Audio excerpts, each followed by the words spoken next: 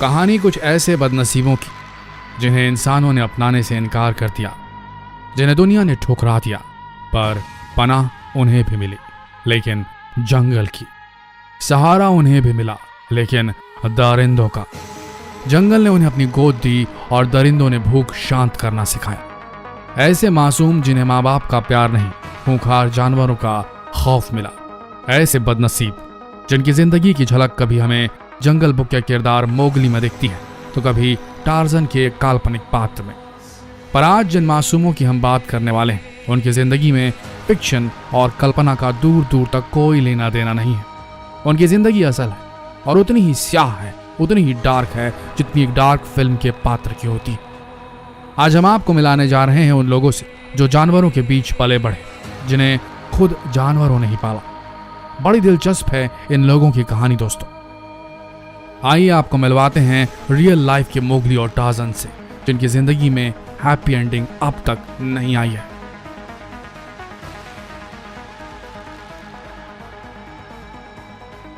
किस्सा नंबर 1, कमला और अमला। ये बात है सन 1920 की, जब कुछ गांव वाले रात के वक्त जंगल से गुजर रहे थे। तभी उनमें से किसी एक को एक अजीब सी आवाज सुनाई दी।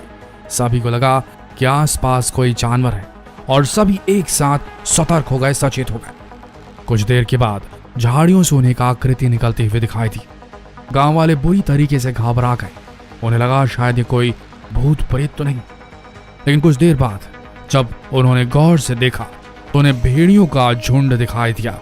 और सबसे हैरान करने वाली बात यह थी कि इन भेड़ियों के झुंड के साथ 2 लड़कियां भी थी जो पूरी तरीके से निर्वस्त्र थी। एक भी कपड़ा नहीं था उनके शरीर पर। गांव वाले इस दृश्य को देखकर हैरान हो गए और गांव में यह बात आग की तरफ फैलने लगी। फिर कुछ गांव वालों ने जंगल में जाकर इन दोनों लड़कियों को पकड़ने के लिए जाल बिछाया। लड़कियां पकड़ी गई, उन्हें गांव में लाया गया। लेकिन लड़कियों को देखकर सभी हैरान थे, क्योंकि ये दोनों बच्चियां बिल्कुल एक भेड़िए की तरह बर्ताव कर रही थी। ना ही कुछ बोल पा रही थी, ना ही किसी को इशारे से कुछ समझा पा रही थी। यहाँ तक कि ये मांस भी कच्चा ही खा जाती थी और बिल्कुल एक भेड़िए की तरह ये अपने 2 हाथों और 2 पैरों के साथ चलती थी। जब आसमान पर चांद निकलता था तभी उसे देखकर भेड़ियों की तरह चिल्लाती भी थी। गांव वाले समझ गए थे कि ये दोनों लड़कियां काफी समय तक जंगलों में जानवरों के साथ रही और फिर इन्हें वापस इंसान बनने के लिए काफी वक्त लगेगा, काफी मेहनत करनी पड़ेगी। शुरुआत में तो ये अपने कपड़ों को भी फाड़ कर अपने शरीर से अलग कर दिया करती थी, पर धीरे धीरे समय बीतता गया और ये धीरे धीरे इंसानों की जिंदगी में वापस लौट आई। लेकिन फिर इन दोनों को एक ऐसी बीमारी ने घेर लिया जिनसे इनकी मृत्यु हो गई। दोस्तों, इंसानी साइंटिस्ट, वैज्ञानिक जो हैं, जो जूलॉजिस्ट हैं, जो एनिमल बिहेवियर की पढ़ाई करते हैं, उन पर रिसर्च करते हैं, वो भी अभी तक पूरी तरीके से जानवरों की बोली नहीं समझ पाए हैं।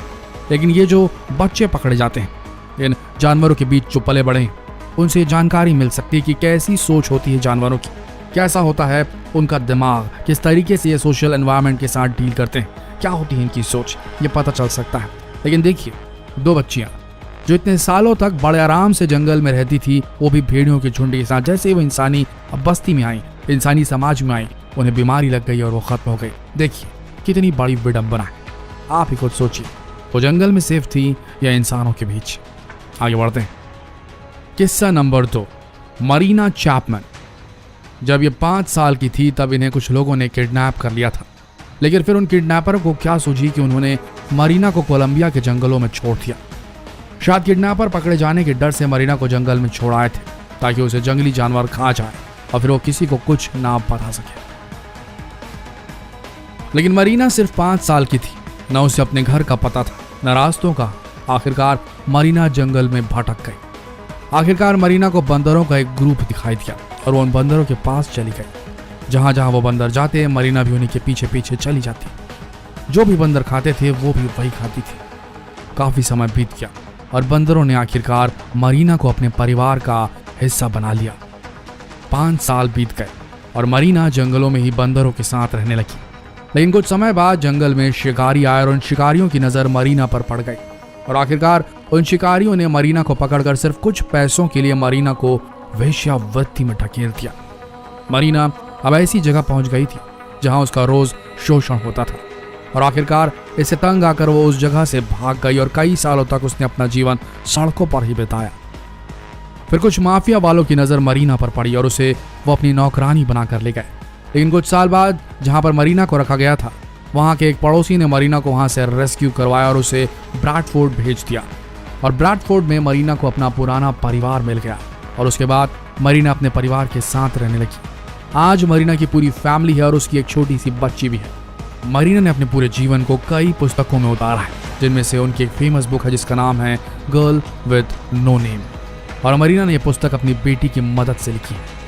देखिए विडंबना मेरे दोस्तों, किस तरीके से जानवर बंदरों ने मरीना को आसरा दिया, उसे सहारा दिया, और इंसानों ने उसके साथ क्या किया। वेश्यावृत्ति में ढकेल दिया, नौकरानी बना लिया, कैप्टिव बना लिया, उसे बंधक बना लिया। जब तक उस लड़की को, उस बच्ची को उसकी फैमिली नहीं मिल सकी, तब तक उसका जीवन नर्क से कम नहीं था। तो क्यों न लिखी हुई किताब जिसका नाम है गर्ल विद नो नेम। हम इंसानों से ज्यादा सहिष्णु मेरे ख्याल से जानवर होते हैं, इसीलिए प्रकृति सबसे ऊपर मानी जाती है। आगे बढ़ते हैं। किस्सा नंबर 3 और रोशन पीक। एक 8 साल की छोटी सी बच्ची एक दिन अपने भाई के साथ भैंस चराने के लिए जंगलों में चली जाती है, लेकिन वो बच्ची वापस घर नहीं आती क्योंकि वो जंगलों में कहीं खो जाती है। रात भर उसके माता पिता, उसके भाई, गांव वाले सभी उस बच्ची की तलाश में जुट जाते हैं, लेकिन कोई नतीजा नहीं निकलता। हर दिन उस बच्ची के पिता जंगल की तरफ अपनी बच्ची की तलाश में इधर उधर घूमते रहते हैं और इस बात को पूरे 20 साल बीत जाते हैं। ठीक 20 साल बाद वो लड़की वापस अपने गांव चली आती है, लेकिन उसे देखकर हर कोई घबरा जाता है क्योंकि उस लड़की के बदन पर ना ही कोई कपड़े थे और ना ही वो कुछ बोल पा रही थी, बल्कि एक जानवर की तरह वह लोगों पर झपट रही थी। दोस्तों, ये कहानी है रोशन पिक की। जब रोशन 20 सालों बाद अपने गांव वापस आई, तब गांव वालों ने उसे पकड़ लिया और आखिरकार उसे उसके परिवार के हवाले कर दिया। लेकिन 20 सालों तक जानवरों के साथ रहने की वजह से रोशन एक जानवर बन चुकी थी। वो अपने 4 पैरों पर चलती थी, खाना भी वो जानवरों की तरह खाती थी और पानी भी जानवरों की तरह पीती थी। रोशन के घर वालों ने उसे वापस इंसान बनाने के लिए काफ़ी मेहनत की। जब भी उसे कपड़े पहनाए जाते थे, वो कपड़ों को फाड़ कर उतार देती थी। कई साल बीत गए और कई सालों तक उसका इंसानी बिहेवियर वापस नहीं आ पाया। आखिरकार 2010 में वो फिर घर से भाग गई और उसके बाद उसे फिर कभी नहीं देखा गया। अगला किस्सा, बेलो। अक्सर आपने सुना होगा कि इस दुनिया में ऐसे भी लोग होते हैं जो छोटे छोटे नवजात शिशुओं को अनाथालय में कचरे के डिब्बों में फेंक कर चले आते हैं। शायद ऐसे लोगों में इंसानियत नहीं होती और कुछ ऐसा ही हुआ था बेलो के साथ। सन 1990 की बात है, जब बेलो सिर्फ 6 महीने के थे, तब उन्हें साउथ कनो में स्थित फेलगर के जंगल में फेंक दिया गया था। सोचिए उस 6 महीने के बच्चे के बारे में, जिसे चलना फिरना भी नहीं आता था, जिसे बोलना तक नहीं आता था। ऐसे बच्चे को मरने के लिए जंगल में छोड़ दिया गया था। लेकिन किस्मत देखिए उस बच्चे की। कुछ चिंपांजियों की नजर उस बच्चे पर पड़ी और इन चिंपांजियों ने उस बच्चे को बिल्कुल अपने बच्चे की तरह पाला। चिंपांजियों ने उस बच्चे को बड़ा किया और उसका अच्छी तरीके से देखभाल की उसकी।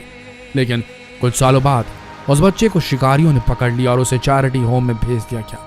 लेकिन जब यह बच्चा चैरिटी होम में गया तो यह इंसान का बच्चा नहीं था, बल्कि एक चिंपैंजी का बच्चा बन चुका था। उसे देखकर, उसकी हरकतों को देखकर सभी बच्चे बुरी तरीके से डर जाते थे, क्योंकि उसकी हरकतें बिल्कुल एक चिंपैंजी की तरह थी। वो चिंपैंजी की तरह चिल्लाता था, चलता था।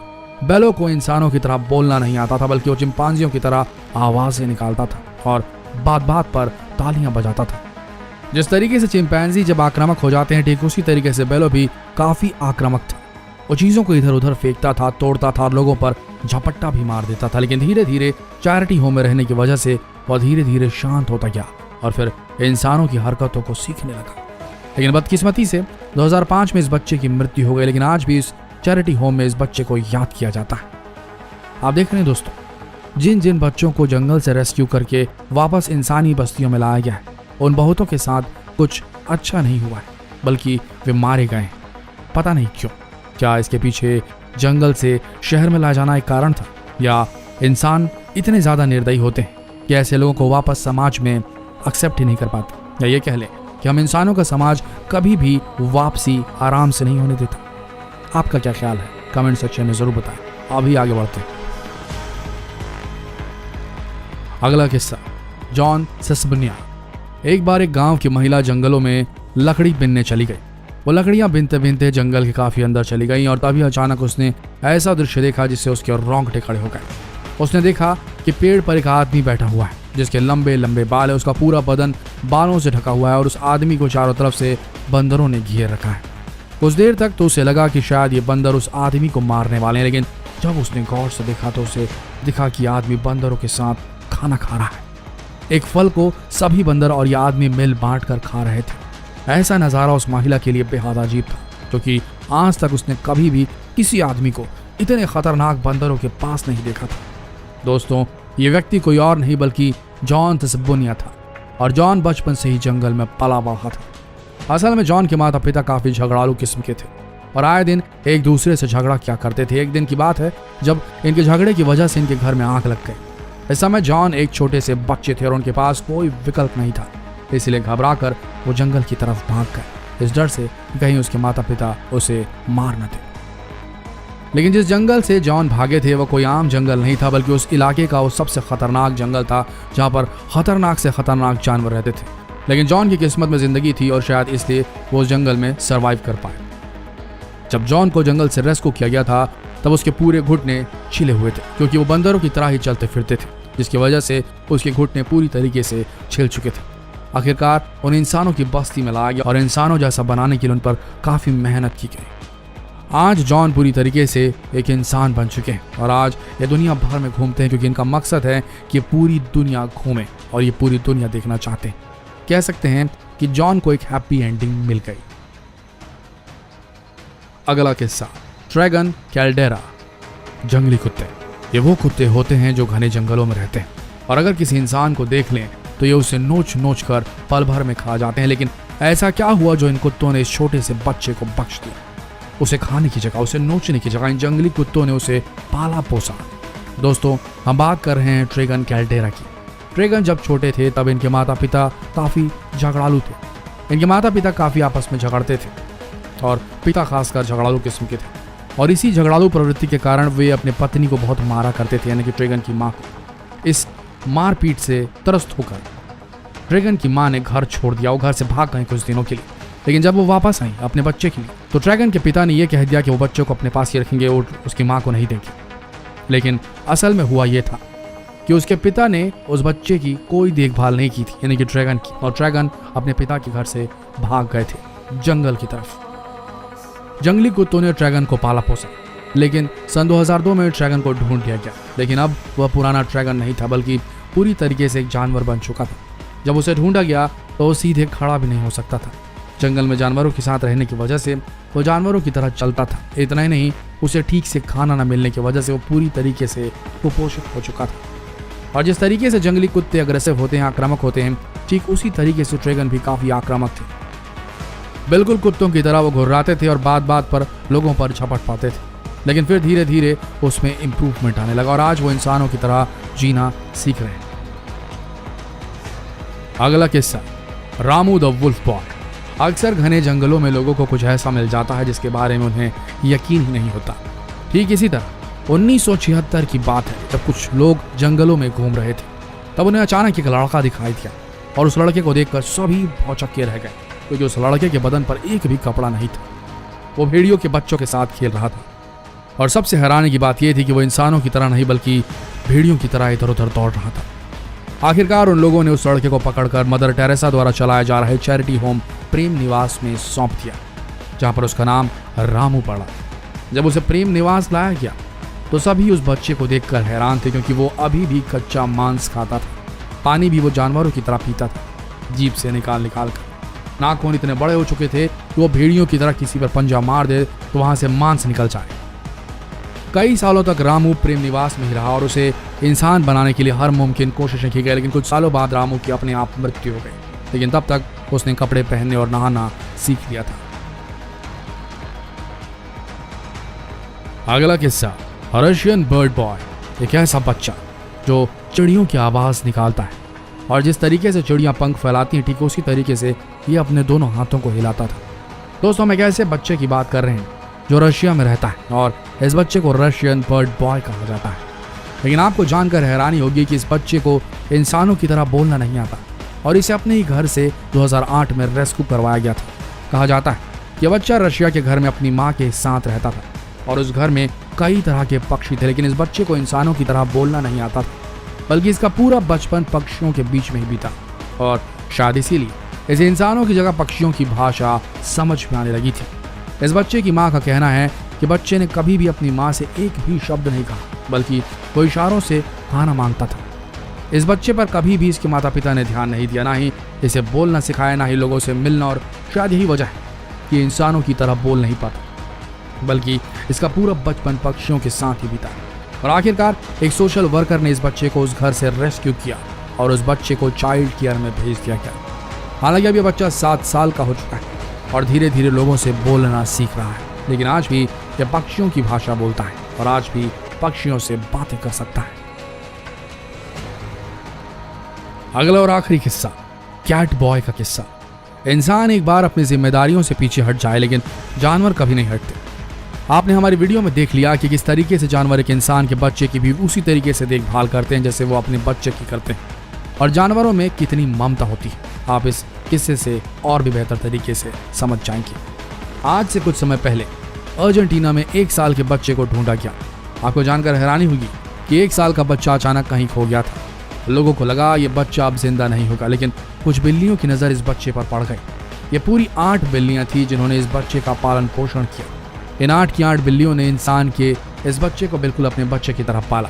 ये कूड़े कचरे से बच्चे के लिए खाने के लिए खाना लाती थी, यहाँ तक कि इस बच्चे को चाट चाट कर इसे साफ किया करती थी। और आप इस बात को जानकर हैरान हो जाएंगे, इन बिल्लियों ने इस बच्चे के आराम देने के लिए इसकी जगह को आरामदायक तक बना डाला था। इस बच्चे को अधिकारियों ने ढूंढा तो वह हैरान हो गए, आखिर ये बिल्लियां कैसे इस बच्चे की देखभाल कर रही थी। यहाँ तक कि जब एक ऑफिसर उस बच्चे के पास गए तो एक बिल्ली ने उस ऑफिसर पर झपट्टा तक मार दिया।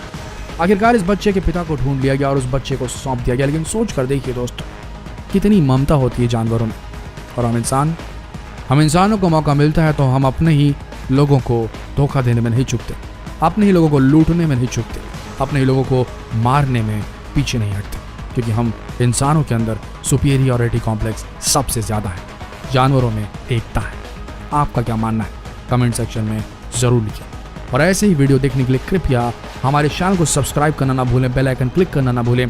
जितना हो सके अगर आप हमें सपोर्ट करना चाहते हैं, अगर आप हमारे चैनल को सपोर्ट करना चाहते हैं तो सिर्फ एक काम करें, इस वीडियो को शेयर करें अपने अपने रिस्पेक्टिव फेसबुक ग्रुप्स में, अपने अपने व्हाट्सएप ग्रुप्स में, जहाँ जहाँ हो सके इन वीडियोस को शेयर करें ताकि हम बेहतर से बेहतर कंटेंट बिना किसी इन्फ्लुएंस के आप सब तक पहुँचा सकें। मिलते हैं अगले वीडियो में, तब तक के लिए आप सबका इस वीडियो के अंत तक बने रहने के लिए दिल से धन्यवाद।